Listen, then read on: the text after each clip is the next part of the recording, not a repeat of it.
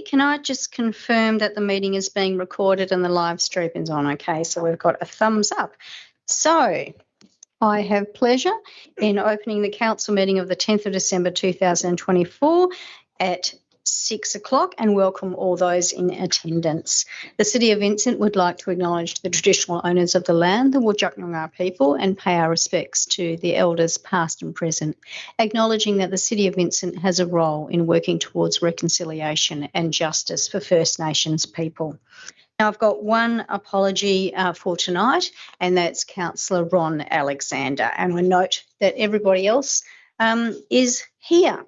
So we'll go straight to public question time. And can I just get an indication from the members present if you would like to address the meeting? Okay, so please come forward and say your name and what suburb you're from. And can you please restrict your comments to 3 minutes? We will actually have a summary of your comments in the minutes. If you don't, this is being broadcast, but if you don't wish to be recorded, please just advise me and we can turn the recording off while you are presenting. Okay, so would the first person like to come forward, please? Thank you. Caroline Cohen, Gardner Street, Banks Precinct, East Perth. Item 9.1. Mayor Zaman, thank you. It's lovely to be able to present to everybody, and good evening, everybody and officers. I am speaking in support of this item, and I'd like to thank the City of Vincent officer Mitchell Hode, who actually alerted to me to the fact that this was happening tonight, because this was to be my notice of motion for tomorrow night. So that's fantastic, and all the work seems to have been done. So the recommendations advocate the intentions of my notice of motion. I understand that originally, or no, right now, there are only 9 trees in private gardens in the City of Vincent and listed on the Tree Significant Registry. In 2002, there were 6 trees. So it seems that in the intervening 22 years, ratepayers and residents were probably totally unaware that we actually had a tree policy where significant trees could be admitted to this, and there is a policy to support them. Now, the officers, I fully support all their recommendations, so particularly clause 4, which talks about publicity and community education about the loss of tree canopy and implications for climate change and livability for people and animals. The importance of developments incorporating existing mature trees into design is essential. Trees have value. They need to have a value, monetary value, as well as an amenity value. The provision of arborist advice, financial incentives, and the advocacy from City of Vincent officers proposed in the report will help to motivate our community and help them appreciate what's out there. Planting of new trees is essential. Inclusion of community members to help plant the trees and inspire stewardship and care and the next generation, because if we can influence our children, that is the key. Vincent, I acknowledge, already does this pretty well. I encourage the City of Vincent to liaise with other Perth councils and with WOLGA for strategies on how to accomplish the above. In 2020, the City of Victoria Park set targets to achieve an increase in their low street canopy, a tree canopy, which at the time was estimated to be about 10%. They have what is called an urban forest strategy. The canopy estimate of 13% now, or actually it was from figures in 2020, so we don't really know what it is currently, is comparable to the City of Vincent's current tree canopy. And this is from the WOLGA report from 2020. We need to have some new figures. I don't know how we can get those, but that would be helpful. We need to know what we've got so we can start to protect it. Anyway, the biodiversity endeavours have been recognised by a global network of the Tree Cities of the World project, which is a UN food and agriculture organisation. You need to wrap up your foundation. I thank the Mayor for her advocacy in this recommendation and her determined support of our community, plus everybody else who supported us too. Thank you. Thank you. Would anyone else like to address the meeting, please? Hello again. I'm Bryce from North Perth in Auckland Street, Agenda 9.3, Auckland Street character area. I'll try not to repeat all the things I mentioned last week, but I've got an extra 3 minutes, so I appreciate that. I want to reiterate my opposition for this agenda item. Reason being multiple, but reiterating there's a 40% nomination rate to nominate an area for a character street. There's a 40% amendment policy and a 70% revoking policy if we want to change or revoke it, but there's no percentage for what's considered community support. At the moment, we have 6 approving votes out of 37 houses, 15%. Now, I was dropping off Christmas flyers for our street party last night, and I noticed there's multiple 2-story houses, and one of the things I noticed is that their second story is actually further than the first story, which goes against what the character street policy wants to enforce. Also, there's 4 houses that are considering a second story based on me just talking to the streets community. They're considering a second story that's definitely going to be affected by this policy. They'll lose maybe 10 square metres on their second story. So if this goes through, they're probably not going to want to do a second story. What does that mean? They're probably going to knock down the house and rebuild. Now, arguably, those houses aren't going to look very character-like based on the current prices of houses and the current designs of modern housing. Speaking of designs of modern housing, my dad's a builder, fortunately, and we have a street that has 2 different sides with backyards that face east and west. I've never designed, or my dad has never designed a house based on a character area policy like this. I want to enjoy the best facing aspect of the house, and that's different for east or west side. My occupation as a doctor is evidence-based, and I don't think these surveys have any evidence base to them. They're not valid, and there's only 11 votes out of 37 houses. It's 15%. I ask the council not to limit the residents of Auckland Street with this policy, especially if they've paid a reasonable amount to live on this beautiful street and beautiful area. Thank you. Would anyone else like to address the meeting?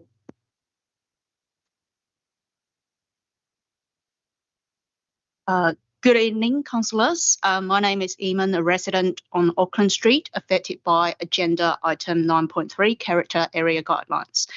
Appreciate the opportunity to address 3 critical concerns today. First, regarding the context of affected properties, the recommendation was based on a non-representative sample with only 17% of effective supporters. The concern was previously raised by councillor and echoed by several meeting participants last time. From the last briefing, it was confirmed only 5 out of the 6 who voted yes in the supported submissions came from directly affected properties. If the one that was unaffected by the proposed change was excluded, that results in equal 5-to-5 split rather than the 55% majority support asserted in the report. And additionally, as Ross have earlier mentioned, 5 properties on our street are either non-character or have already undertaken modifications that are inconsistent with the proposed change. And these modifications should be considered as opposing votes based on their real actions. And second, there are significant inconsistencies relating to the nomination process as revealed in the report and the methodology. The report references 66% supported the nomination, which implies a total of 39 denominator being used based on the 26 landowners. However, there are only 31 that are affected by the proposed change. In addition, there is a sharp decline from the 26 landowner supporters to just 5 supporters in the final submission who voted yes. And that indicates that the policy implication may not be communicated adequately, and therefore people are supporting nomination without a full understanding of the likely policy implications. Last but not least, the proposed change could adversely affect character retention.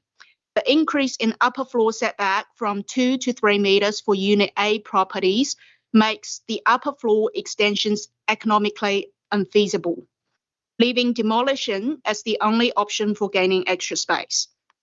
And therefore, just to sum up, Should the proposed policy amendment proceed in its current version, this is essentially based on a questionable nomination process with no formal communication of the likely policy implications. It is only supported by 70% of the affected residents when the guideline sets a 40% minimum support threshold for just initiate any consideration process.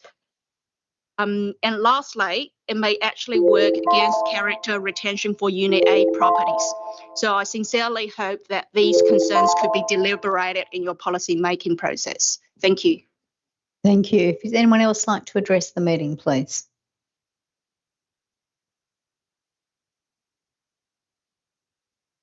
My name's Ian Posty from Mount Hawthorn, and my comments and questions relate to the Menzies Park lights proposal, so 10.2. Like many residents, we love Menzies Park. We've got a 13-year-old, a 15-year-old, kids and dogs. We love playing in Menzies Park and love the hub that it is. The main points I want to make about the proposal are just these two. Firstly, safety concerns due to overuse. Stormwater drainage overflow into Menzies makes it highly vulnerable to damage from overuse. I've seen this firsthand over 19 years of living in Mount Hawthorn. I encourage council members to walk around the reserve tomorrow and you'll see there's numerous potholes, damage, even many months after the AFL season has completed. And that's a safety concern for the community, for sporting clubs, community users and the school who use the oval. Also, I understand during 2024, AFL usage at Menzies was limited due to poor ground conditions on the western side. So from what I understand, the full ground was unable to be used. They could only play across the ground because of grass damage that is still there today. You'll see it if you have a walk around. And that's without the potential for lights expanding the usage, and the grounds are already in pretty poor condition. My question to the council aligned to this is, did the risk assessment completed by the council for this proposal take into account the current condition of the grounds, the stormwater drainage and the vulnerability of Menzies to overuse? My next point is, what if there was a better option? The Cardi's Auskick program used to run at Menzies. However, given the growth of the program and the muddy condition of Menzies at the time, it was moved, changed across to Charles Verriard because of that park's underutilisation. And the Auskick program is still there. It's going to be kicking off there next year. And I think that was a good pragmatic move facilitated by John Carey at the time that this was the town of Vincent. Les Lillyman Reserve is a much better and suitable football oval for night use. It already has appropriate lights. It's a much bigger park. There's no stormwater drainage that empties onto it. It'll sustain that greater usage. It has better tree coverage around it to protect the amenity of local residents from noise and lights. And I understand it's used at the moment by Subiaco Football Club during the winter time. It's also large enough that casual park use can sustain when the football training is on or other training is on. I understand from looking on the council meeting transcripts from 2019 that Subiaco Football Club were granted priority use of the football oval marked on the reserve for 2 of 3 nights per week, Monday to Friday, between the hours of 5 and 7:30. My question to the council is, was Les Lillyman Reserve considered as a zero-cost option to ratepayers for the Cardis to have priority use to train and play, in preference to it being used by a club which is not based in the city of Vincent? And even if Subiaco wants to continue to use the oval, there should still be capacity around their training time for Cardis to train and for girls' Friday night games. Thank you. Thank you very much. Would anyone else like to address the meeting? Okay, so the items which have been spoken on are going to be brought forward on the agenda. They'll be discussed first. So there being no further questions, I close public question time at 6:14. Okay, so governance, can you please confirm if there are any written statements which have been received? Yes, through you, Mayor Zaman. We have received a statement and questions in writing from Dudley Meyer of Highgate. Statement and questions are in relation to items 9.1, 9.4 and 11.2. And there are additional questions in relation to previous agenda items also. We've also received statements and questions in writing from Judith Burrows of North Perth in relation to item 9.3. These have been circulated to council members and responses will be in the February council agenda. Okay, so I now move to applications for leave of absence. I've received a request for leave of absence from Councillor Castle for from the 1st to the 9th of February 2025. Do I have a mover for this? Moved Councillor Hallett, seconded Councillor Wolf. All those in favour? Okay, that's granted by consensus. Are there any other applications for leave of absence for this meeting? Okay. We have not received any petitions, deputations or presentations. So now I move to the confirmation of the previous minutes, and the motion is that the minutes of the ordinary meeting held on the 19th of November 2024 be confirmed. Do I have a mover for that? It's moved Councillor Castle, seconded Councillor Warner. All those in favour? Okay, that's carried unanimously. So, members, I do have some comments that I wish to make. On a really happy note for the council, I would like to take a moment to congratulate our planning team for winning the Planning Institute of Australia State Award in the category of Local Government Team of the Year, bands 2 to 4. I think that's amazing.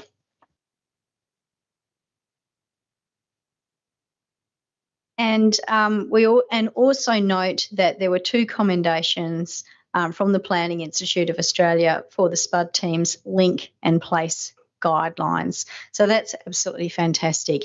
Look, this is really well deserved. As a smaller council, we nevertheless deal with complex matters, and we have got complex planning matters, and we've got an increasing number of complex planning matters that come across our desk. And I think that it's true to say that our planning team is well and truly punching above its weight. So we know that we've had a whole bunch of local work done around the Vibrant Public Spaces policy and the business enhancement grants. We've prepared new town centre frameworks for the regeneration of the Pickle District and North Claysbrook, and we've got more happening right now. We've taken on transit-oriented developments to promote urban infill, particularly the major land transaction around the Leederville Town Centre. And I'm particularly pleased that we've also streamlined our planning approvals and innovated with a new service to promote energy efficient homes through Green Track. And we're going to be talking a little bit about further amendments to that tonight. And all this is happening while we are dealing with increased levels of building permits and development applications. I know that there's been a lot of chatter generally about how building approvals are down. That's not happening here in Vincent. We have got a disproportionate number of development applications that are coming through, and as I say, they're very, very complex. But I'm also particularly pleased personally that we've had such significant progress around the relocation of the concrete batching plants, as well as the success of the smoke-free town centres and smoking premises policy. And there's just been some really major reforms that have occurred. And so thank you very much. And I'm really pleased that our Vincent teams have been acknowledged by the Planning Institute of Australia. Well done. I also want to say it's been a lovely end to the year. This is, of course, what I term the graduation and awards season of the year, and it's been wonderful to be able to go around to all of our primary schools and our one high school that we've got. So I have gone to Highgate, North Perth, Kayella and Mount Hawthorn primary schools. I was delighted to, of course, go to the Mount Hawthorn Ed Support Centre, Sacred Heart Primary School, Arranmore College and also Arranmore Primary School. And it was really wonderful to be able to present the Spirit of Christmas Awards and also to present the citizenship certificates as well, and to hear why those students had been nominated. It was just absolutely lovely. So the Christmas lights and celebrations they're up and they're happening. And I had a good weekend with lots of things happening. The Young Makers Market, and we've had the carols, and we had the Columbian Association of WA do a whole bunch of things in Hyde Park, which was really good. And we had, of course, the Beaufort Street network as well do things. So it's just been absolutely wonderful. And so I just wanted to, at the end, I just wanted to wish everyone a very peaceful Christmas and a happy new year. It has been a very big year. There's been a lot of great things happen, a lot of not so great things happen, but it's been a very big year regardless. I do encourage everyone to consider shopping local if you're going to be buying presents. If you don't want to buy presents, because then I would consider buying experiences, like go to vouchers, get vouchers for restaurants or wine bars or something like that for people. That would be absolutely wonderful. And always the big thing that I want to stress to people, our rubbish collection people deserve to have Christmas Day with their families too. So the big message I want to send to all of our residents are, the days that your bins are going to get collected are probably going to change. And if you send emails to people demanding to know why it hasn't been picked up on Christmas Day, it probably won't get responded to straight away. I would urge everybody to go to the website and find out what day your bins are going to get picked up. And a huge thank you to our bin collectors who will still be working during that Christmas period, as will our rangers, as will so many other people working very hard for the good people of Vincent. So on that note, let's get on with the meeting. Okay, so CEO, do we have any declarations of interest that need to be announced? I've received, Mayor Zaman. Are there any declarations of interest that anyone wishes to make now? Okay, I'll move on. Okay, so we've got 9.1 and 9.3 that are going to be brought forward. We've got absolute majority decisions 9.2, 9.5, 9.6, and 12.1. And 12.2. Yes, so that's an absolute majority issue one as well, isn't it? Okay, so 12.2. What's that? Okay, so I'll move that one too. All right, so I'll put that one there for that one. Okay, and we've got some questions for 9.4 as well. So in addition to those items, Councillor Warner, are there any other matters that you wish to ask about? 11.4, please. 11.4. Sorry, Councillor Wallace. Okay. Councillor LaFontaine. Councillor Castle. 10.1, please. Okay. Councillor Greer. Councillor Wolf. 11.5, please. 11.5. Councillor Hallett. Okay. All right. I'm just going to take a look at these and see which ones we're going to be able to move en masse.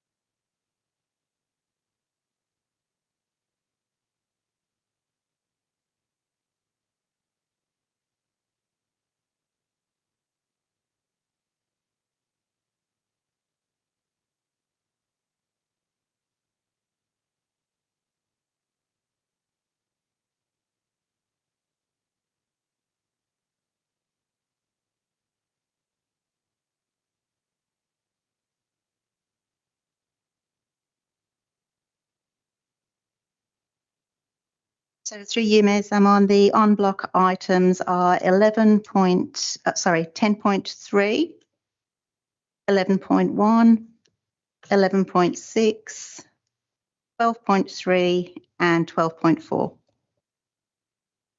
Okay, so the proposal is that those items be moved on block. Do we have a mover for that? And that's moved Councillor Wolf, seconded Councillor Warner. All those in favour? Okay, that's carried unanimously. Okay, so now we will move to the first item, which is 9.1, review of policy number 7.6.3, trees of significance. Do we have a mover for this motion? Moved Councillor Greer. Do we have a seconder? Seconded Councillor Wallace. Councillor Greer. Excellent. Thank you, Mayor Zaman, and thank you to the community members for coming along and supporting this today. I very much support doing what we can to protect our trees and canopy within the City of Vincent on private land.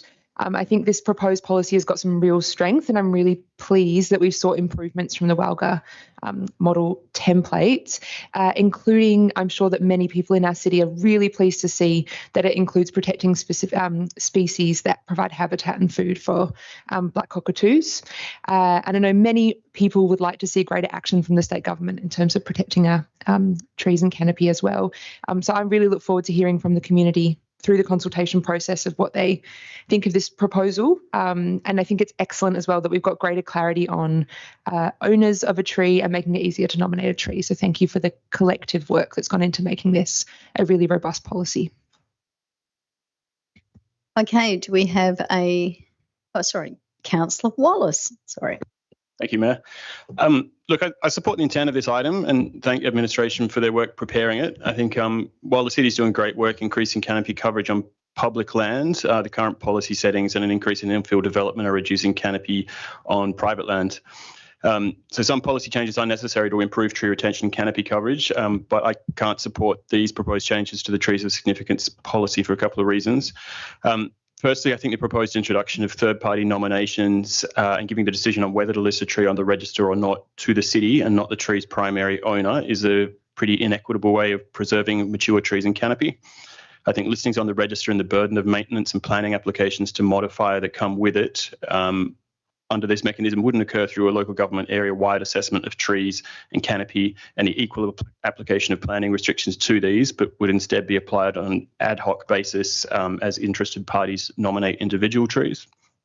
I think that creates an unreasonable burden on a particular few mature tree owners subject to a nomination that would not exist for owners of trees of similar size and value that weren't otherwise nominated through this process. I think we're saying if we are going to say that trees of a certain size or significance have such community benefit that we are going to apply planning restrictions to their modification or removal, then that burden should be applied evenly across the community. Most significantly, though, I think this introduction of third-party nominations creates a significant incentive for owners of mature trees to avoid these targeted planning restrictions by cutting them down now or in response to a nomination before it's listed. I'm very concerned that this change will have the opposite effect to what's intended and may result in a net reduction of canopy coverage on private land as residents preemptively clear trees prior to a potential listing.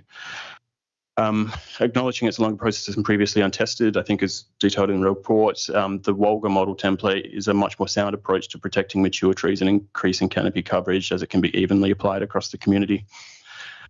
I guess I do acknowledge other than these proposed changes to the trees of significance policy, we're otherwise at a local government level pretty limited in policy options that we have to improve canopy coverage on private land by state planning policies above us. So while not supporting the first three clauses in this item, I am very supportive of clause 4's support for further advocacy on that. Would anyone else like to speak on this item? Councillor Wolf. Thank you. Noting those concerns, I am supportive of this recommendation, noting importantly that it's part of a suite of measures that are being considered and being developed by administration for tree protection. So this is just one part and one mechanism. In coming to that decision, I did take on board administration's comments about the proposal being the recommended approach as the existing scheme provision provides the greatest protection for trees on private land, which as we know is where we are losing canopy coverage most significantly. And to echo Councillor Greer's comments, I wanted to personally thank as well administration for including that suggestion around the criteria, including mature specimens that provide habitat for food for local fauna. And as Councillor Bria said as well, I know absolutely that there are a number of residents that will really appreciate that inclusion. So thank you. Does anyone else wish to speak to this item? Councillor Castle. Thank you, Mayor. I'm supportive of this recommendation. I have thought long and hard about the third party nomination, and that did give me some pause. Certainly the last thing we would like to see is the unintended consequence of losing canopy. I'm not convinced that someone who would respond to a nomination by chopping down their tree was not otherwise going to chop it down anyway. And I don't think this is necessarily going to result in a loss of canopy. I think this is a critical and dire situation that we are in, and we need to be bold. And although we may have reservations about different measures that can be taken and the burden that may fall on a private landowner, we can't afford to sit back and let this happen any longer. And I think we need to try everything we can to preserve canopy in the private space. So that's why I'm supporting this. Does anyone else wish to speak to this item? Councillor Hallett. Thank you, Mayor. Similarly, I did pause a little bit about the third party stuff. I guess I was less concerned about the equity, but the kind of idea of a perverse incentive to reduce trees. I think in part that is resolved for me around the way that we frame a nomination to a primary owner. That is actually an opportunity for support and celebration and awarding someone for having a significant tree rather than it's being seen as a punishment. I am curious though about the issue that Councillor Wallace raised around this idea of inequitable kind of nominations, and I'm curious to hear what administration has planned around, I guess, relying on community members to nominate versus a more, I guess, a thorough auditing process by administration or by the city.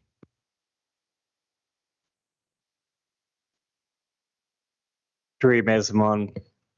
I guess the city has a data set which is perhaps a little bit old, but gives us an indication of properties that are out there with trees that may be over 4 metres. So part of the consultation that we'll be doing as part of this is to write to those property owners to give them a chance to nominate their own trees.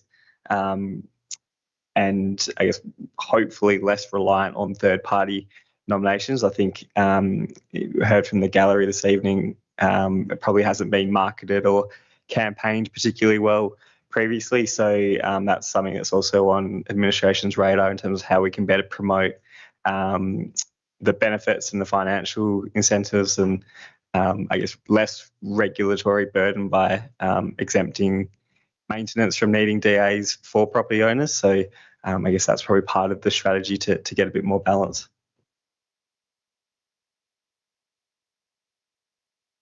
Anyone else wish to speak to this item? No, I wish to speak to this item.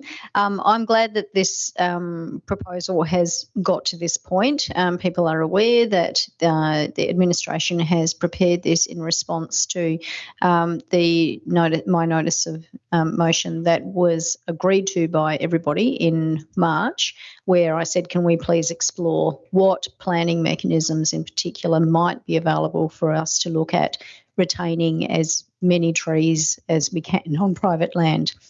We are at critical points. It's been quite devastating for me to have only been in the mayoral position for a few months to suddenly be confronted with the extent of shot hole borer, particularly within the city of Vincent and in some of our iconic parks. And that was in addition to the fact that with all the increased developments that are occurring in Vincent, that there has been a huge loss of tree canopy on private land that is just increasing. So 80% of trees lost. 80% of trees are actually on private land. They're the ones that are at risk. I'm really glad that as council, the work has been done to map out the over 16,000 trees that come under the responsibility of the City of Vincent. We know what trees there are. We've got a general idea of their health and their age, and that has enabled us to look at replacement. We're trying to actually do everything we can for the land that we're responsible for, but it is at the private level that we are being hamstrung in terms of our capacity to be able to retain our tree canopy. I am going to express once again my eternal frustration that the state government continues to deny local governments the opportunity to be able to implement planning measures which would enable us to look at tree canopy retention. Similar strategies to what do exist in other states in Australia now. More ironic because of all the capital cities in Australia, we have got the lowest level of tree canopy, and I think that's absolutely shameful. So the big piece of work that we have to do as a council is around advocacy at a state government level to get them to enable us to be able to protect our own tree canopy. Having said that, we're now looking at whatever mechanisms we can in order to try to encourage people to look at retaining their trees. We've got another motion that we're going to talk about after this, which hopefully is an incentive-based approach. And I think it is important that we look at incentives to people to be able to keep trees, as well as make sure that we are educating people about the importance of trees. One of the things I do like about this policy, as opposed to the Wildga Tree policy, is it recognises that trees are important not simply because of height and canopy, but also because of the type of food that they can provide for local fauna, and that we have got an extended category of what constitutes useful trees. I do have a question, however, because the question, as you know, I asked and has been asked repeatedly from the community, and if I can ask administration, please, could you please explain why you believe that this is a better approach for the council right now to tree retention than implementing the Wildga proposed approach? Mayor Zaman. So administration's starting point when considering the notice of motion from the March council meeting was planning controls. And so from our perspective, the strongest planning control exists as a provision in our local planning scheme as opposed to a local planning policy. That would give, I guess, any work that we do the strongest weight and really affords the best protection. So following that logic, we have a current provision in our planning scheme that enables us to have a significant tree inventory that the current policy then speaks to. So it was about how do we improve what was a fairly old, outdated and cumbersome policy. In doing that, we looked at the Wildga policy for some guidance, and I think we've landed on some areas that have been spoken about already that are improvements on what that policy looks at. So we would widen the nomination criteria for trees that have, I guess, a lesser height than what Wildga nominate, or a broader factor around significance and food and fauna. Looked at an expanded nomination process that gives other avenues for trees to be nominated, noting that there has been a fairly low uptake to date. We've also looked to build on some of the provisions that were already in there around how can we provide assistance to owners of significant trees, so not just funding around undertaking pruning, but getting arborist advice for, or commissioning arborist advice for property owners, so that's not another burden or expense that they would need to go through, and similarly providing opportunities for when a DA is lodged for a property that has a significant tree, opportunities to vary some of those development standards to help get a site responsive design. So in our view, those things go over and above what Wildga's policy has landed at, and importantly is also supported by an existing scheme provision. We are conscious that there has been a low uptake to date, so we do have some plans and thoughts about how this would be better marketed and communicated. But I think there's also an opportunity, if it's eventually adopted, to review after 12 months. And if it hasn't been working successfully, as we all hope or envisage, that would fit in quite timely with when we're reviewing our planning scheme, and we can look at any other changes to our planning scheme through that. I think the report also talks about that this is just one aspect of measures that can be looked at. So in the next year, we'll be looking at a review of our built form policy to see how we can better improve landscaping standards through that, noting that the WAPC's approval would be needed. And also you flagged the green track item around incentives, incentivising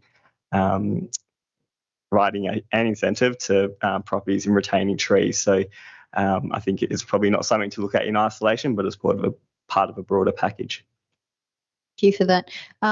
So I support this proposal, but one of the reasons I support it is because it's going to go out for community consultation, and that gives us a very important gauge of whether there's any particular elements that people have concerns with. But also, I'm hoping that through the process of consultation, people might have their own ideas about what can potentially be done to protect our tree canopy. And I actually want to have a process whereby people can feed into that, and we can hear those suggestions. From my perspective, this is an iterative process. This is not the be all and end all of tree canopy protection. This is merely the first step. It is my intention that this is a matter that we are going to revisit as a council, at least as long as I'm there. So that's another 3 years, people. And so I want to make sure that this is something that is at front of mind, that we keep revisiting. We need to make sure we're raising levels of education and lobbying. But I also am really glad that we are trying to make it easier for people to be able to use tools like the Significant Tree Register. It may be that we can find a way to have multiple policies that will have an overall effect of protecting our canopy. These are the sorts of things that potentially will come out of that consultation process. So I will be supporting this proposal. Now, would anyone else like to speak to this matter? Councillor Greer, would you like to conclude your comments? Okay, I'm going to put the proposal. All those in favour? Against? Please note Councillor Wallace voting against. Thank you. Okay, so I'll move on to the next item, which is 9.2, the expansion of the Green Track Incentive Program. Please note that an absolute majority decision is required for this. Do I have a mover for this proposal? Moved Councillor Castle, seconded Councillor Greer. Councillor Castle. Thank you, Mayor. I'm very supportive of this particular item. I think it covers a lot of the ground that we've already spoken about on the previous item. I think what's important is the approach that we're trying to take here is not simply one avenue to address the loss of tree canopy, and not just a stick but also a carrot. And I think I echo Councillor Hallett's comments on the previous item about this having trees of significance and having wonderful mature trees on a property should be cause for celebration, and it should be something that a property owner can feel very proud of and feel supported by the city. So I think this is a great step in that direction. As the Mayor said, we will be reviewing again these measures. So I hope to see some improvement on the basis of this. So Greer. Thank you, Mayor Zaman. I am also really pleased that this is another tangible thing we can do to incentivise the protection of tree canopy on private land, and also want to take a moment to acknowledge that the Green Track process is certainly leading the way, and I think we can be really proud of the program, and I'll be supporting its expansion. In thinking about this, I do want to acknowledge that there has been some concerns raised by folks that there's not a process to check if the tree was retained at the end of the process. But that said, I think we're willing to give it a go. I think odds are it'll be even more successful. And just to note that as we've articulated by others tonight, again, really echo the support for 2.3 around continued commitment to public education and state government advocacy. Would anyone else like to speak to this item? Okay, I'd like to speak to it. I'm very supportive of this proposal. I'm actually really I actually support the Green Track program full stop, but I think the fact that we're looking to extend this even further to include tree canopy is an important measure. And it's just one of a suite of measures which we're hoping to be able to start rolling out to try to protect our tree canopy. Does anyone else wish to speak on this matter? Councillor Castle, do you wish to speak in conclusion? I'll put the proposal. All those in favour? Okay, that's passed unanimously. Thank you very much.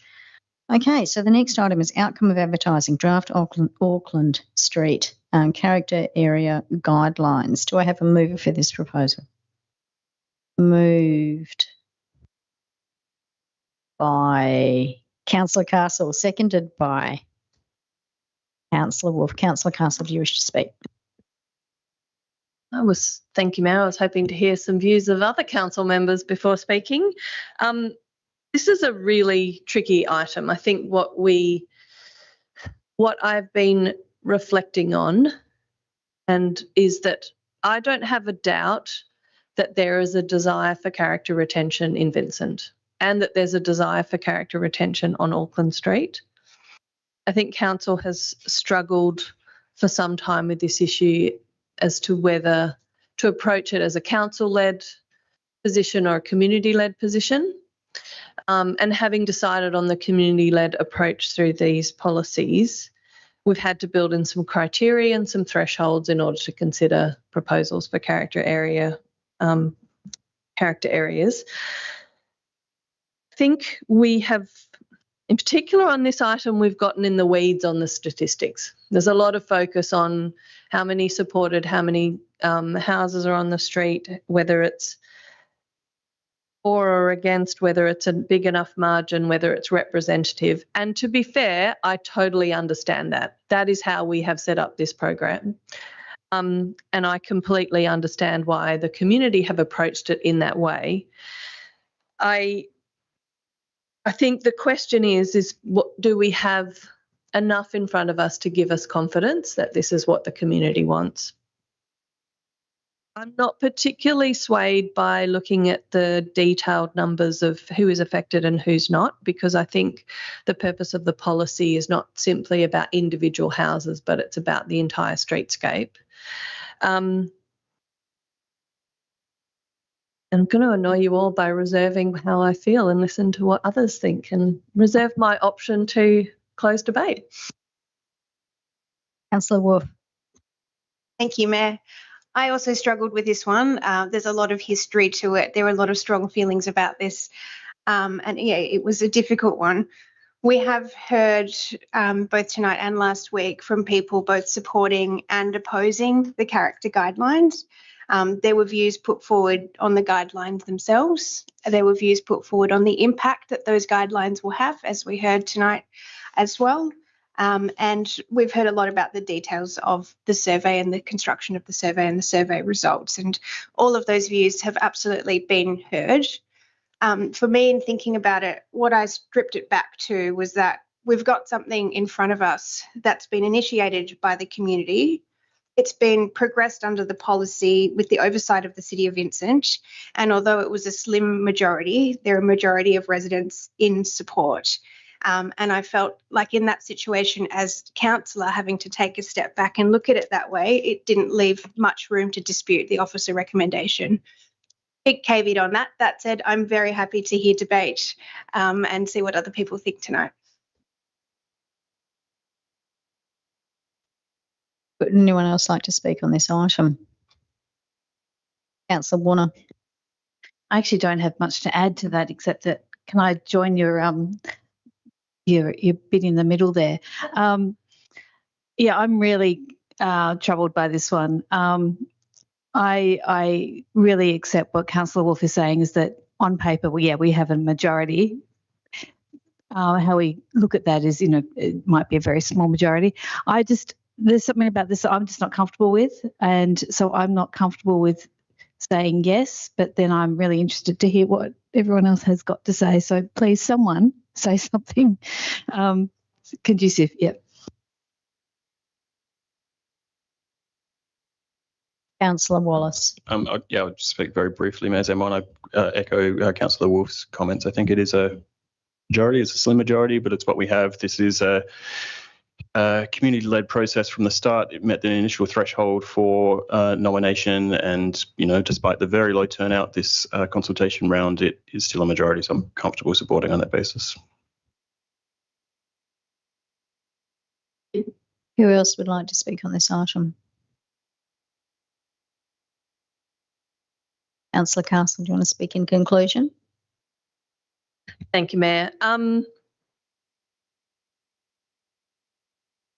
think, yes, let me think. I think I am supportive of this. It is very tricky when you're talking about such low numbers, 5 and 6 people, and part of the consideration is what can we assume, what can we glean from the people who didn't participate in the final round. I think, as always happens when we deal with these proposals, we talk about having to refine the process, having to speed up the process, because time is often a detrimental factor to actual participation in the process. But I think that I take the point of both Councillor Wolf and Councillor Wallace that the community has followed the process. Those who feel strongly have taken the opportunity to voice their views. We have a majority in support. There is a desire for character retention in this area, and we should proceed with the process. Okay, so I'm going to put the proposal. All those in favour? Passed unanimously. Thank you. Okay, so now we move on to 9.4, Robertson Park Stage 1B construction. Do I have a mover for this? Moved Councillor Castle. Do I have a seconder? Seconded Councillor Wallace. Councillor Castle, noting that there were also questions from the public. Thank you, Mayor. I'm supportive of this one. I don't have much to add other than it was a delight to attend the opening of the multi-use courts at Robertson Park. That's certainly been a need for the community and for girls netball in Vincent. So I'm really happy to have seen stage 1A completed and look forward to progressing with stages. I mean, there's so many stages 1A, it's getting confusing, but I'm happy to see the next stage happen. Okay, Councillor Wallace, seconded. Does anyone else wish to speak to this item? Okay, so all those in favour? It's passed unanimously. Thank you. Okay, so now I move on to 10.1. Sorry, I've got 10.3. 10.2, beg your pardon. Club Night Lights Program, floodlighting project proposals. Do we have a mover for this proposal? Moved Councillor Wolf, seconded Councillor LaFontaine. Councillor Wolf. Thank you, Mayor. If I could start with the question, I just wanted to pick up on the questions from the public gallery tonight, which were one, did the risk assessment for Menzies take into account stormwater drainage and the condition of the ground? And two, had alternatives been considered for a football oval for night use, such as Leslie Limon? Thanks. Thanks, through the chair. Firstly, just to acknowledge that increasing density in the city will increase and drive the increasing use of the city's limited broadacre green space across the city in respect to active playing space, and the city will need to address the long-term maintenance requirements of all our reserves in respect to that increasing use. Council will recall that a motion came through the AGM last year, maybe the year before, to address the dusting of the verge at Berryman side of Menzies Park. To respond, the engineering and parks team have looked at a sensitive and sustainable urban drainage design to address that, as well as addressing and taking pressure off the flooding that happens in that area. and ease the pressure off our drainage network. And accordingly, that design will look at verge parking with permeable paving, the use of eco planting into the verge that will use drainage runoff, and also look at the installation of drainage cells in the park that will both retain and then infiltrate drainage, that water that comes through that area. So yes, we have looked at that very specific issue, and we'd expect that that would then help us manage the playing surface as a consequence of not having runoff directly going into that reserve. Thank you very much for that. And just the second question was around the alternatives for Football Oval for night use, and whether Les Lillyman perhaps was one of the alternatives that was considered. Thank you, Councillor. Through you, Mayor Zamon. Yes, we have looked at multiple sites throughout Vincent, as the Director did allude to there. Our sporting facilities are under high use and great stress at the moment. Clubs are growing.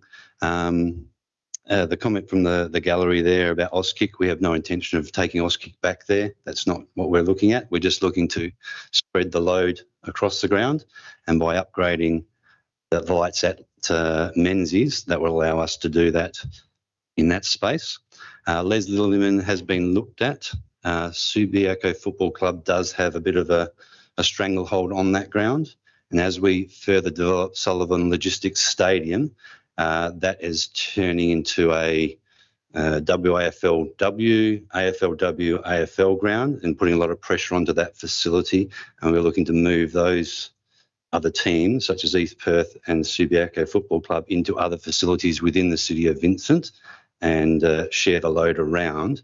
Les Lillyman is one of those key areas. The Colts and the reserves are out there at the moment, and even the pre-season for the Waffle team this year will predominantly be at Les Lillyman and other facilities because of the upgrade at Sullivan Logistics. When that upgrade is completed, Subiaco now has a Waffle W club they're looking at bringing in as well, so that ground is going to be utilised. So there's really no opportunity to utilise Les Lillyman more by other clubs. There will be times, and there will be that we'll have to do maintenance on other grounds where we will use the Monday or the Friday capacity that we've got there to shuffle those groups around. So that's the intention. And certainly Menzies having full lighting capacity will allow us to utilise that, not just for the football clubs, but also for the community as well, to light up different parts of the ground and share that use around. So it's not all towards one end at a time. So. Thank you very much for the clarifications on those two issues.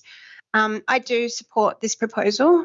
I had a couple of question marks around Lidders Stadium, but just starting with Menzies Park, I couldn't see from the report that we had very clear data from the survey to show exactly what percentage of the community supported the proposal as opposed to was against the proposal. The question centred more around things like how do you use the park and do you support 4 or 6 light poles? But in looking at the responses from the community, they were really about the finer details of implementation. So to me, it kind of implied a fairly strong level of community support.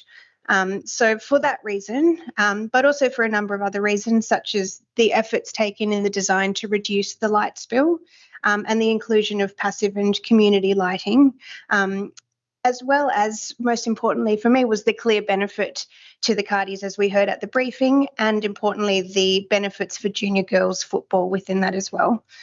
So those were the reasons that I was supportive. I had a couple of very quick clarifications to ask about Lidders Stadium, if that's okay with everyone. My apologies, I wasn't at the briefing, so apologies for asking now. Firstly, the report says that the lights at Lidders don't meet competitive requirements, but also that Football Australia advised that the 500 lux is desirable. So I was just hoping for a little bit of clarification, please, around whether it was a strict requirement or something that was just a nice to have. Thanks. Through you, Mayor Zamon, 500 lux is for FIFA level and above. Football Australia would like us to have that there. It's not needed for general play, weekend play, the competition that the Florida Athena are playing in at the moment. If they want to play in the national competition for a nighttime game, yes, they would need 500 lux. But to meet the needs of a club playing in the state league, that meets their requirements, 200 lux. But above and bringing in other groups and clubs, if we're doing like a tourism, want to bring in the Asian Cup in 2026, if they want to bring in and utilise that facility for that, one of those requirements from Football Australia and FIFA is that it's 500 lux. Thank you. Following on from that, given that there is a CNLP forward planning round for projects exceeding $500,000, I just wanted to please confirm that the reasons that a 500 lux upgrade isn't being proposed is around cost and that the city's contribution would be too high. Is that correct? Through you, Mayor Zamon, no, it's more to do with the community. So it's a Club Nightlights program focuses on community use. They do not fund for outside that, so elite level. So we would not get funding for it, and we'd have to then make up. They'd fund up to the 1/3, and then the number above that and beyond, the city would have to make up the extra contribution. That was all. Thank you very much. Councillor LaFontaine. Just to add that I'm supportive of the recommendation. Thank you. Would anyone else like to speak on this item? Councillor Greer. Thank you. Just also to express my support. It's really clear this lighting upgrade is going to have a great benefit to the community who use Menzies Park. I'm reading through the comments as well. It's such a hub of a range of activities, and I think this will really encourage it. Especially, I love reading the comments of the difference it will make to people in the winter time in terms of using that and activating that space. Also supportive of the upgrades to Lidus. I did just want to give a shout out to the lighting at Birdwood Square. I acknowledge that this doesn't progress but it is, as someone used to walk through that at night, I know we are all committed to still progressing the upgrades to Birdwood Square down the track, and it's just not in this round, but it's still a priority for us going forward. Councillor Castle. Thank you, Mayor. Look, I'm also supportive. I was really pleased to see the level of support from the community for Menzies Park and for, as other councillors have said, for the many and varied uses that this little park attracts. And I appreciate the clarification provided in response to the questions around condition of the ground and sharing that use across the whole ground. I had a question about Lidus Stadium following on from Councillor Wolf's questions around the 500 lux. Could you clarify, is 500 lux required for televising? Is that the difference?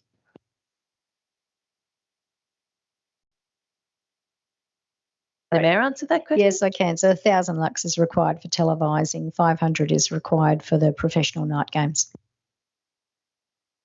Okay, I think I don't know enough about professional football to understand why that's the case, but I will take the advice.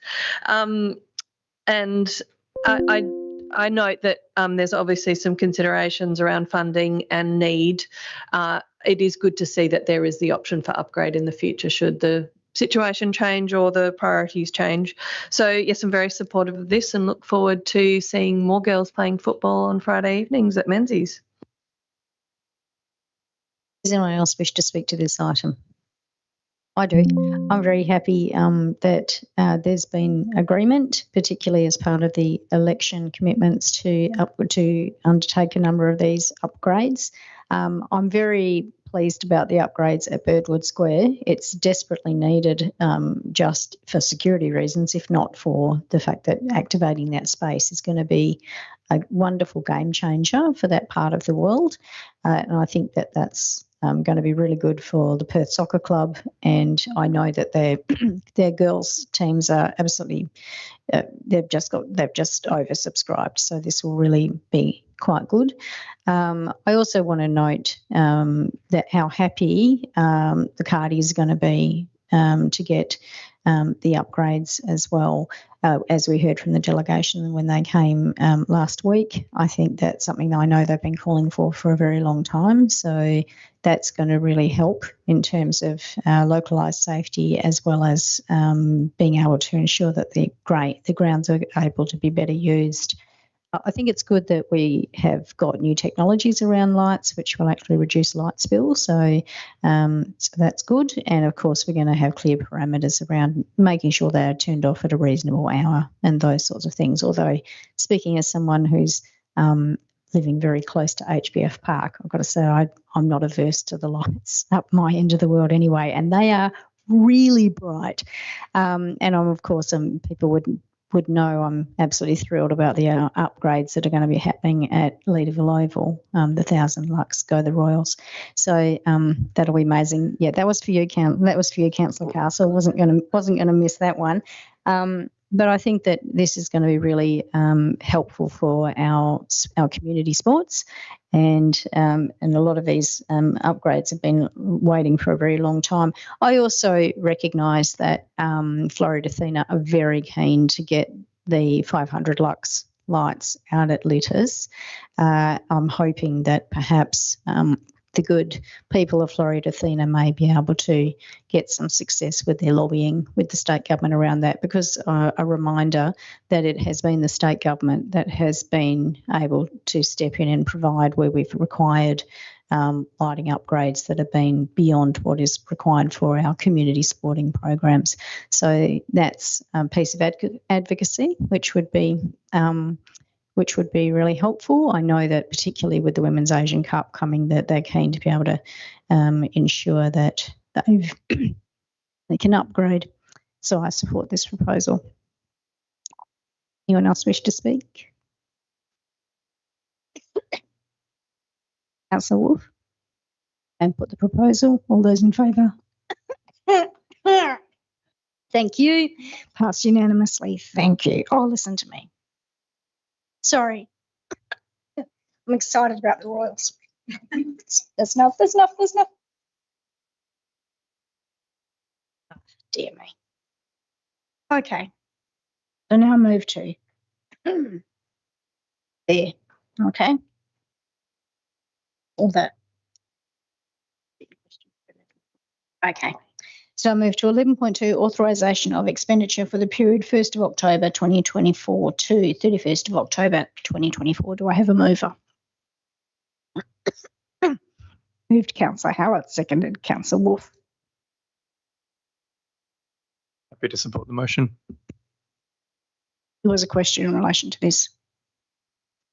Okay, Councillor Wolf, do you wish to say anything? Does anyone else wish to speak? I'll put the proposal. All those in favour? Carried unanimously. Thank you. Okay, so now I'm going to go to 9.5. Yes?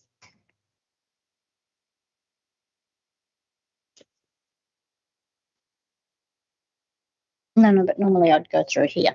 So I'll do that. Okay, so now I'm going to go to 9.5, which requires an absolute majority decision, and that's Scarborough Beach Road, Mount Hawthorn, cash and lieu car parking contribution debt write-off. Do I have a mover for this? Moved Councillor Castle, seconded Councillor Wallace. Councillor Castle, do you wish to speak? Thank you, Mayor. I'm supportive of the officer's recommendation. I don't like writing off a debt. And there's certain things that I find particularly frustrating with this item, namely the responsibility of agents and various people involved in the handover of the property to a new owner. But I accept that that is not necessarily the fault or the problem of the new owner.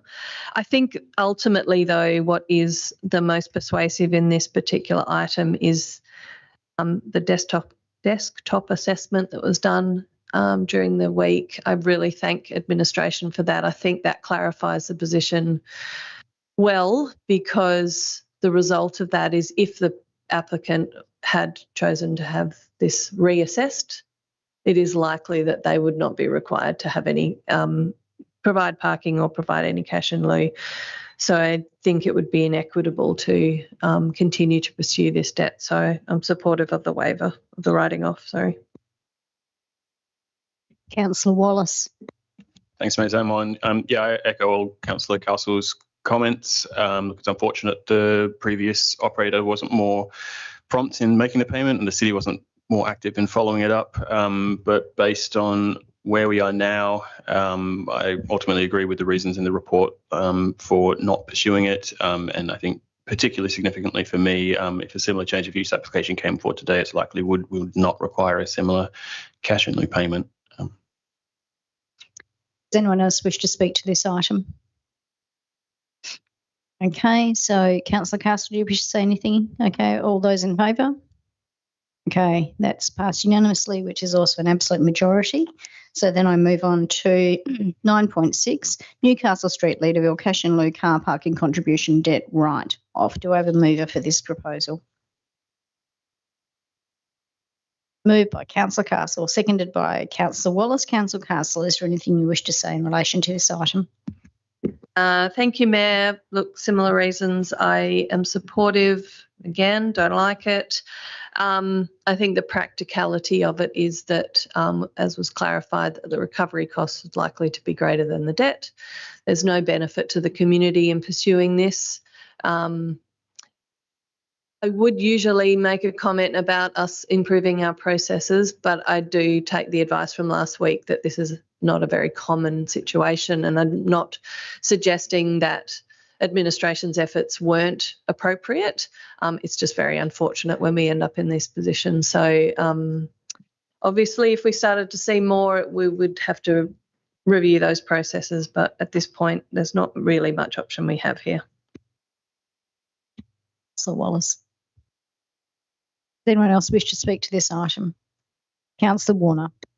Just to flag that I agree with you that I really, really don't like this at all, this and the previous one, but I don't feel like we have much of an option here. I think we can blame COVID for a lot of this, that sort of held up a lot of the recovery of potential debts. But yeah, I agree with this, but I really don't want to.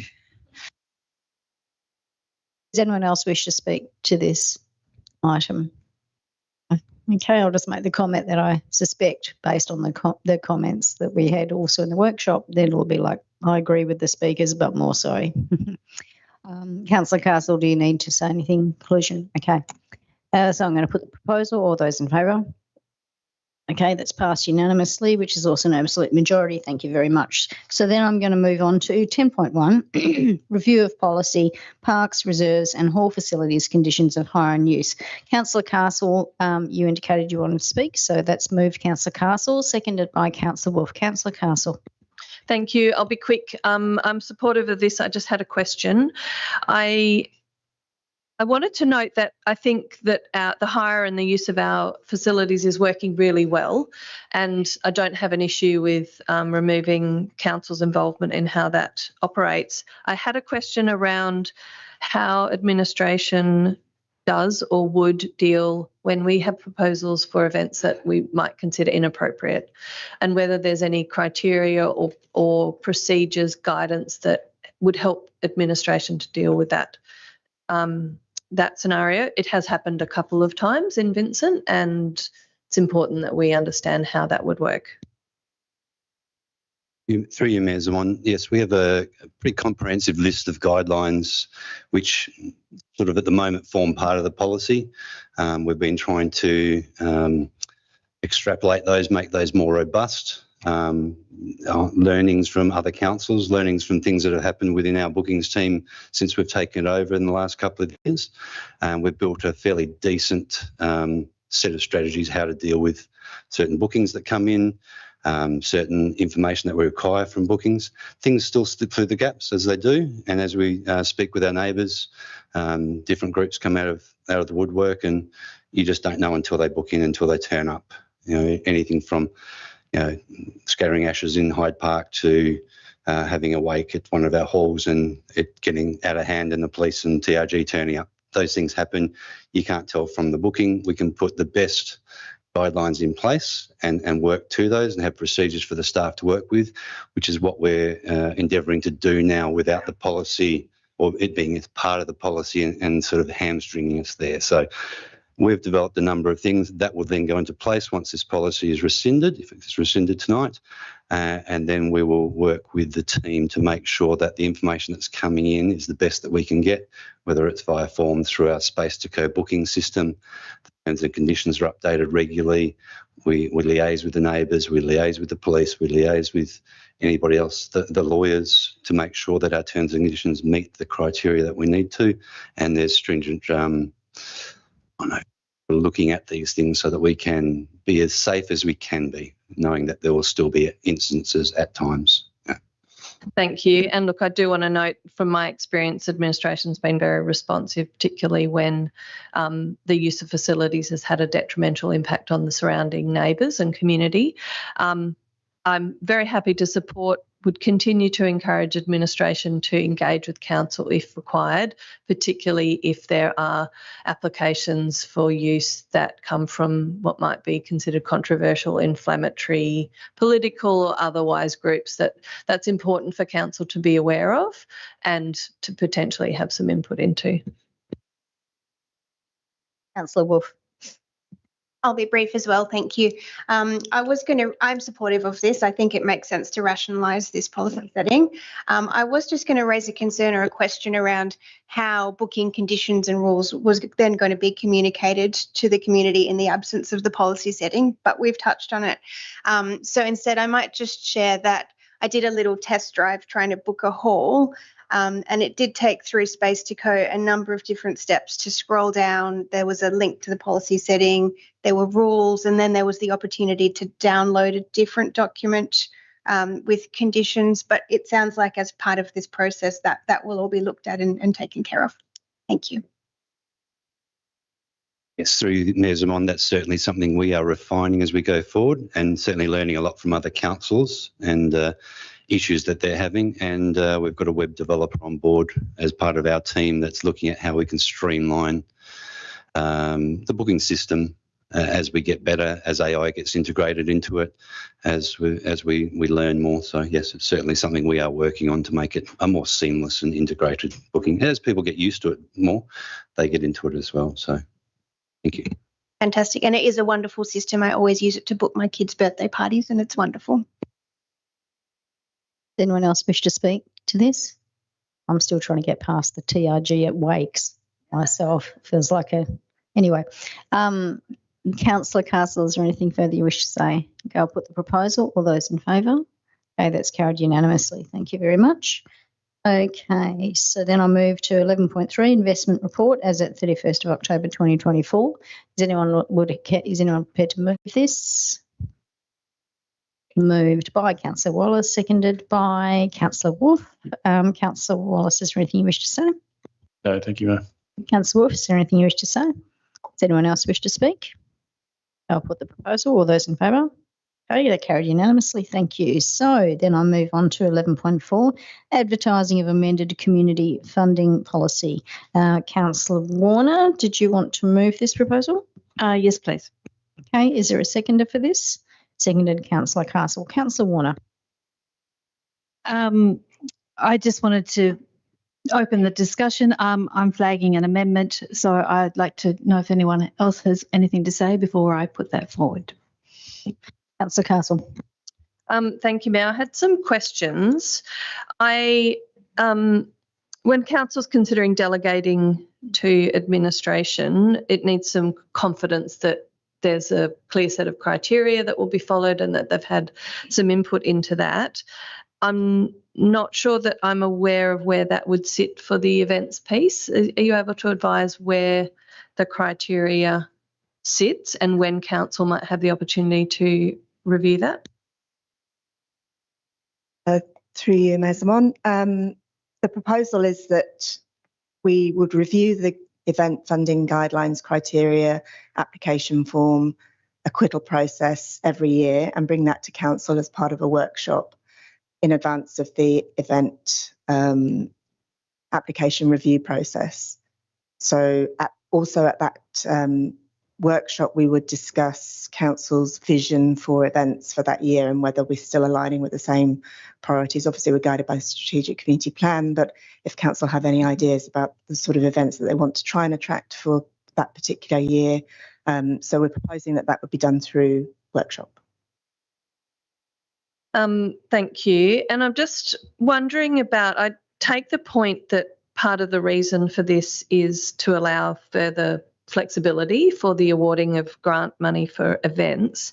I'm just wondering if administration considered a pathway where the decision rests with council, but some flexibility is built into that, whether that be through a wait list or a second round of offers, and whether that's something that you think could work or has been considered. And probably the second part to that is a consideration of the timing of event rounds and how that plays into this, what's being proposed. For you, Mayor Zaman. We have looked into that, yes. We've looked at what other local governments do. We're leaning towards a sort of a rolling programme of funding. So if council, for example, were to endorse the first round of funding and then event organisers pull out, then we would have people on the waiting list, for example. So there are a few options that we could look at in that scenario, yeah. And just to follow up on that, would there be an opportunity to consider, say, 2 lots of event funding throughout the year that would give you more flexibility? At the moment, we just do it in one go. Would that help to address some of the issues that you've seen?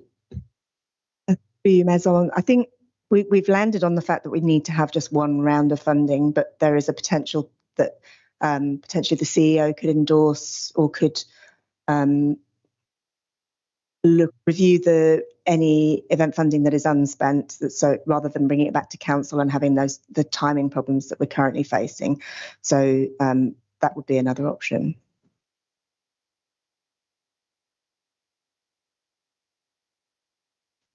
Okay. Does anyone else wish to speak to this item? Councillor Wolf. Thank you, Mayor. To me, many of these proposed changes make really good sense. They reflect current practice or they streamline the policy provisions. 2 that stood out to me were the town team grants changes. That made good sense to me. And coincidentally, the changes proposed to the female sports participation grant are consistent with feedback that I happened to receive from residents recently as well. Noting potential further discussion, I do have some hesitations regarding the proposed change to delegations for festival and event sponsorship. To me, that's something that we receive a lot of feedback about as councillors. We got a lot of questions about that. So I feel that removing the requirement for council to then endorse those applications will limit our ability to fully engage on behalf of the community in that process. Particularly given how full our workshop agendas are at the moment. I feel like having it as a matter for council endorsement will allow it the time and space for us to participate more fully and represent the community in that process. But happy to discuss further, noting the paper in mint. Does anyone else wish to speak to this item? I've got Councillor Greer. Thank you. I just want to say a thank you for renaming to the Property Assistance Fund that we discussed last week. Thank you for making that change. And I really support creating a way that if there is funds that are unspent, getting them reallocated in the community. I think, though I hear what Councillor Warner and Councillor Wolf has said around the priority of it coming to council, I think whether people realise it or not, so often they think the big thing with city funds is events, like it's the number one thing, and the way they interact with us, even though they really interact with us in many other ways. So I think for that reason, I'd be supportive of us keeping that oversight around events and festivals, but would very much like to find a way where we can reallocate the funds that have been unspent in that first round. Councillor Hallett.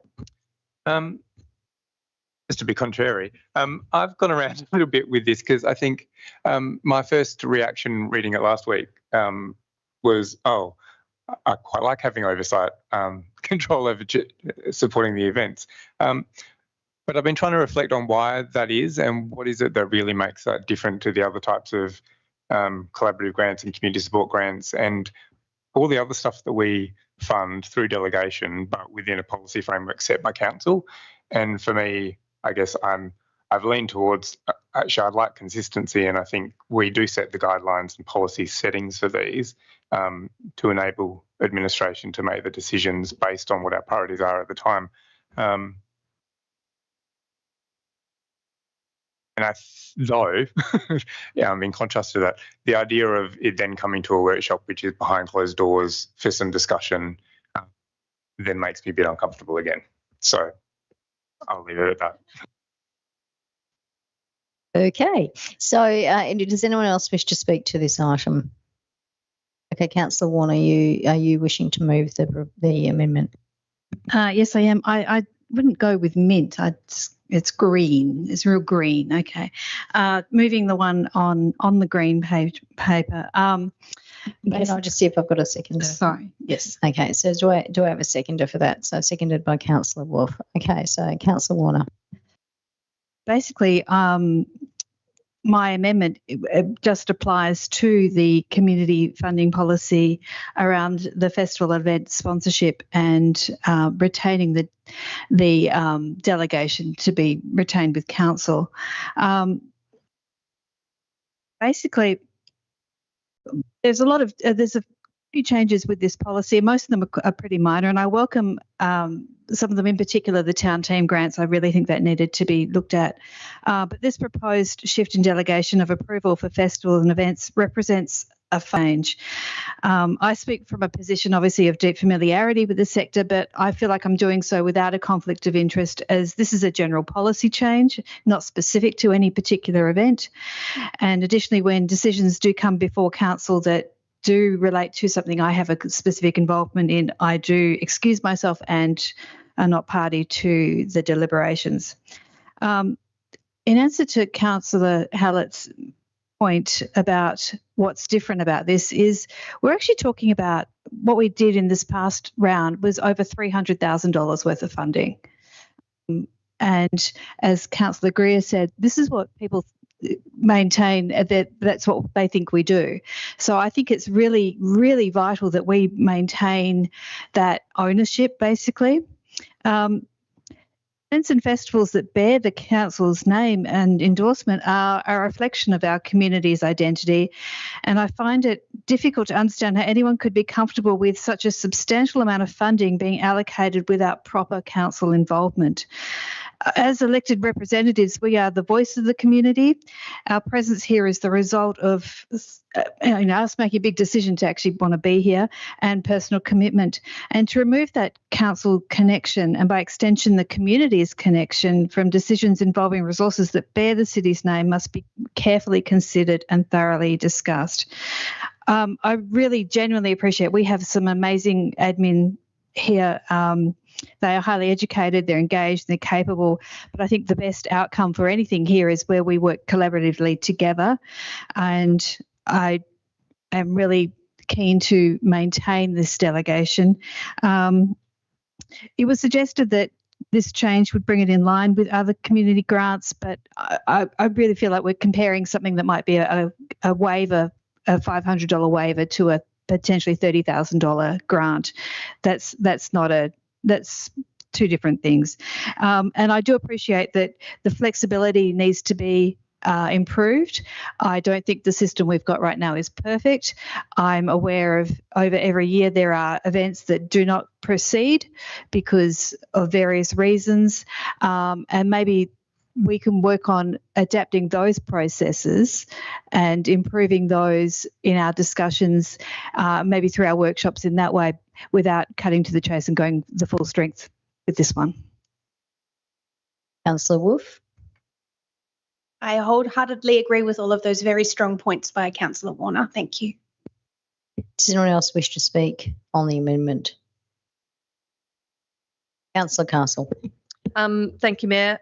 I support this. I did feel quite uncomfortable about losing council involvement in the determination on festivals and events for a lot of the reasons that have already been said tonight. I think it is it's a very visible and important part of what council provides. It is also important that the community feels that they have the opportunity to witness council's deliberations, to have input into that, to be heard on the matter, and I think that is important to retain.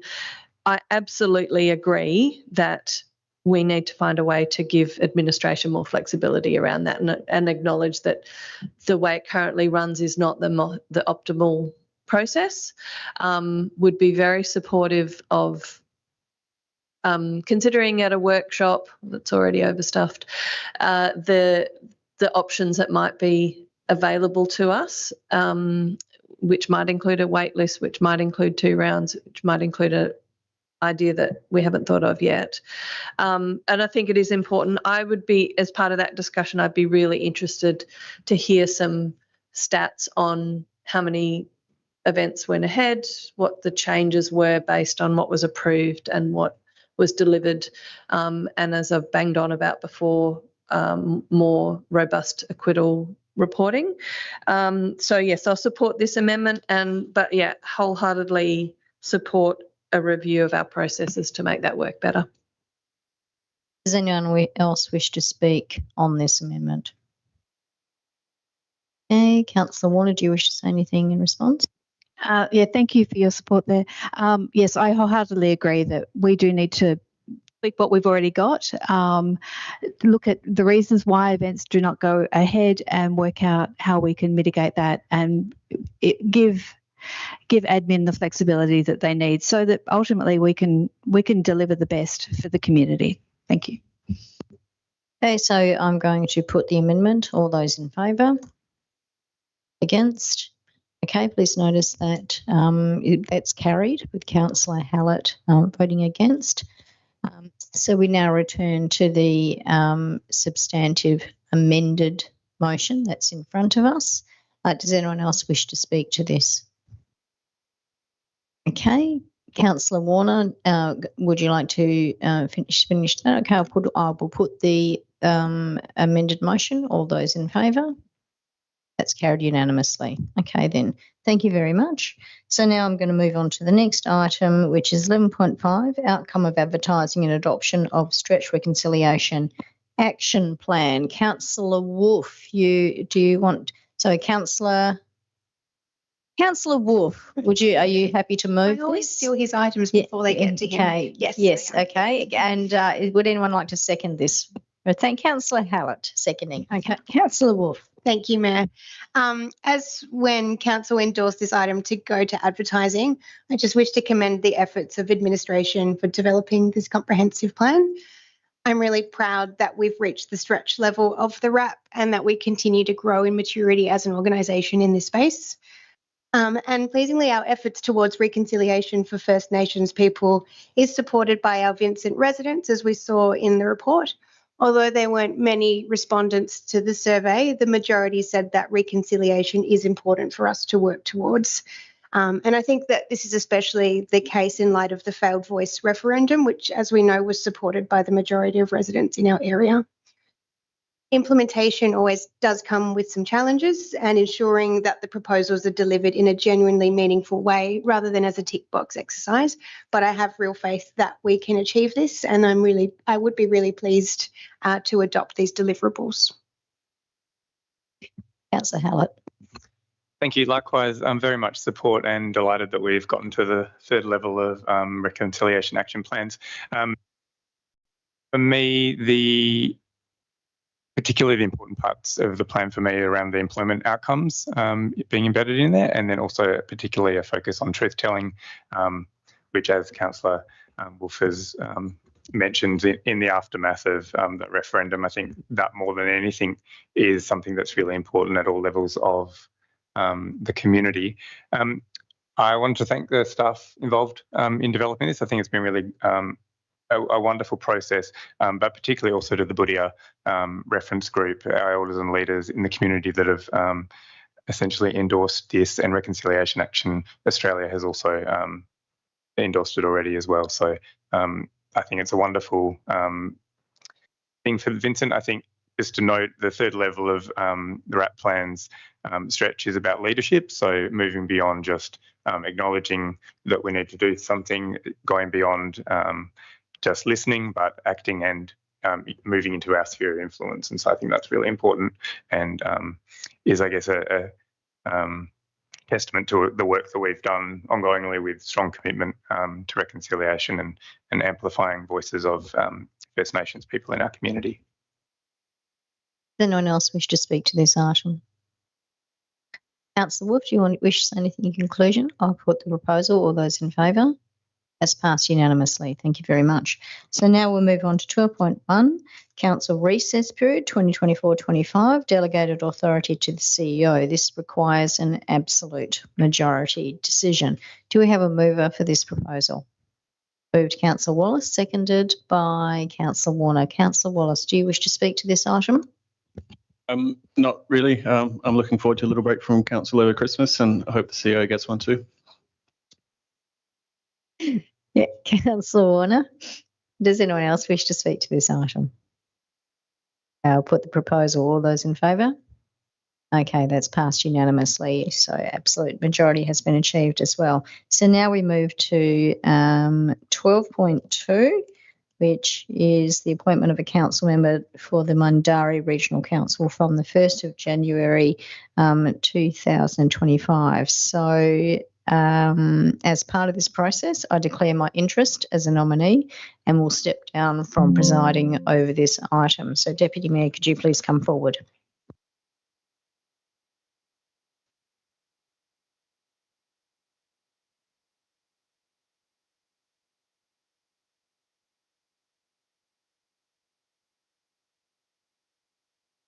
Thank you, Mayor, for a little chance to be in the big chair. So I'm going to follow my little process here. We have the item before us is the nomination or appointment of a new representative to the Mindarie Regional Council.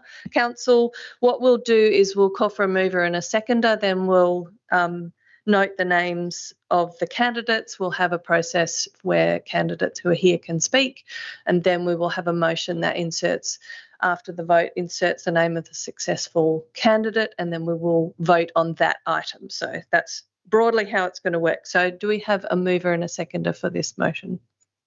Moved Councillor Warner, seconded Councillor Greer. Okay, so my narrative says, to enable each candidate to speak to their nomination and to conduct the ballot process, I'm going to call for a motion to suspend standing orders. Do I have a mover for this motion? Moved to Councillor Hallett, seconded Councillor Warner. All those in favour? It's unanimous. So standing orders are suspended. Do we have, I need to call for nominations, right? Do we have nominations for this position, CEO? Through you, Deputy Mayor, we received nominations from Mayor Zaman and Councillor Alexander. Thank you. Councillor Alexander is an apology tonight, so I'll invite Mayor Zaman to address the meeting in support of her nomination. Thank you, Deputy Mayor. I ask for councillors' support to be the Vincent representative for the Mindarie Regional Council. Thank you, Councillor Castle, for having taken on the role since October 2022. As councillors would be aware, I was newly elected as mayor, and it was important for me to get an opportunity to get my feet under the desk, so to speak, and also to become aware of the broader picture, particularly around the issues of waste. Municipal waste is, of course, a core business for us as the council, and also I have a personal interest in making sure that issues of waste are addressed in a way which is sustainable and good for our planet moving forward.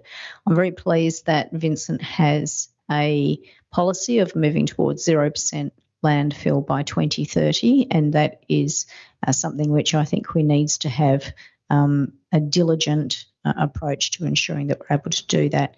We were, of course, an early adopter of FOGO, and I currently have the Verge Valet with the WMRC, and both of these initiatives have helped reduce the amount of landfill that we are currently sending.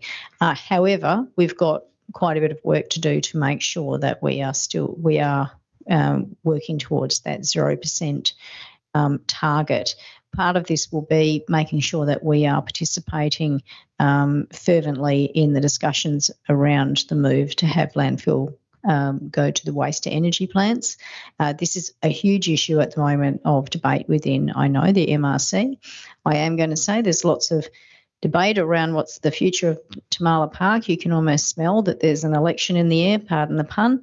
And as a result, it means that in terms of keeping things on track, particularly for Vincent, to ensure that we are working towards waste to energy by either getting a contract with Kwinana or Rockingham is a really important priority for us and for our residents.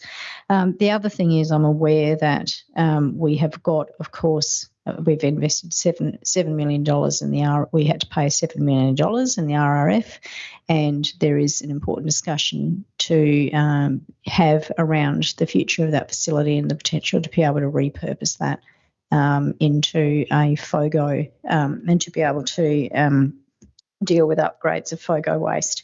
So I think that it's a critical role to have someone who is going to be, I'm deeply committed to attending all the meetings and also wanting to have the opportunity to meet, to talk with the other mayors and to the councillors there on these critical issues for the City of Vincent.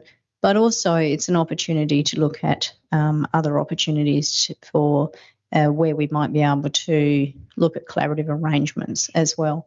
So thanks again to Councillor Castle for the work that you've done to date. I am really keen to be able to take on this role. I understand there's some very big challenges coming ahead, and that's what I'm really keen to get stuck into. So please, I would appreciate it if people can consider voting for me.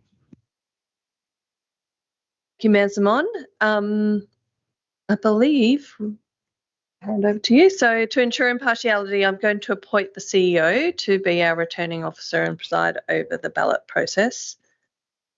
Thank you, Deputy Mayor. Wendy's going to pass a voting slip to all councillors and pens as well. Very well prepared. Thanks, Wendy. And then once you've completed the form, we'll put it into the cardboard box.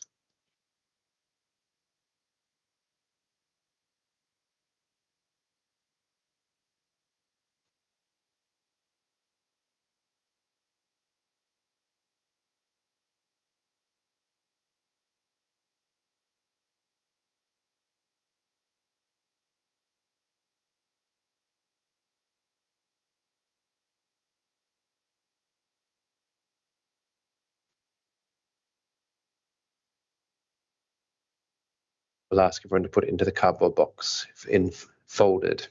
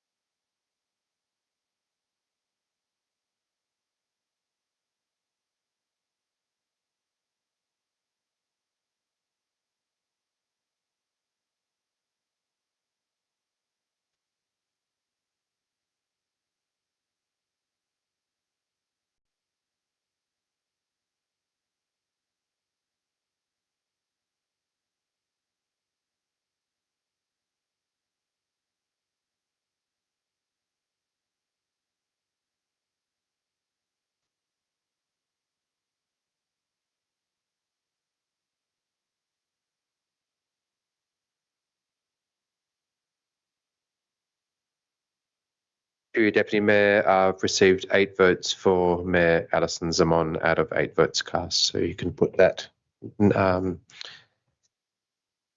forward into the recommendation. Thank you, CEO. Congratulations, Mayor Zaman.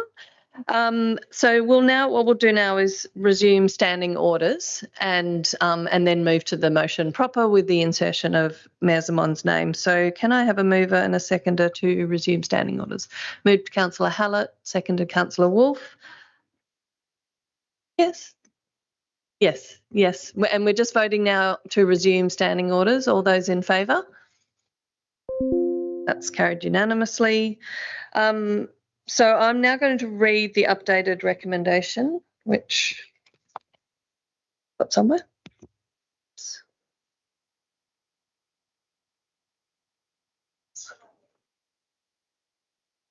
Okay. No. Mayor Zaman doesn't have to leave the meeting. No. Doesn't have to leave. No. No.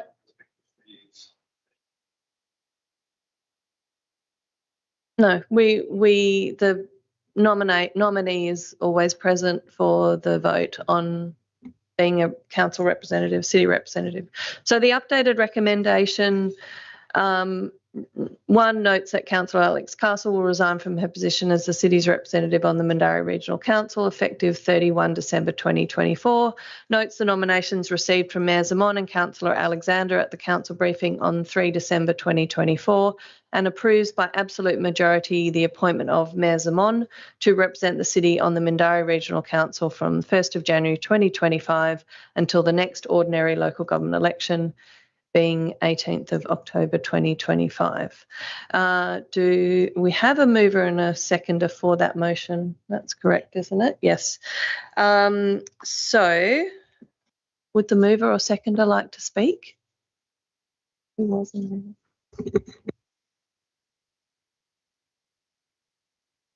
Put it to a vote then. All those in favour? That's carried unanimously. Congratulations. Happily pass the torch to you.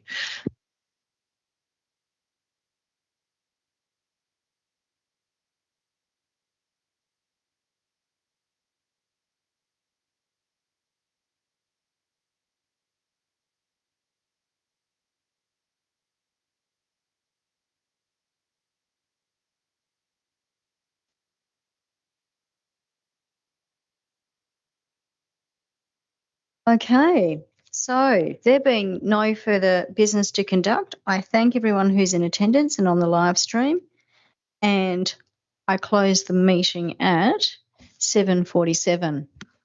See you all again tomorrow night for the AGM. Thank you. Wendy, you can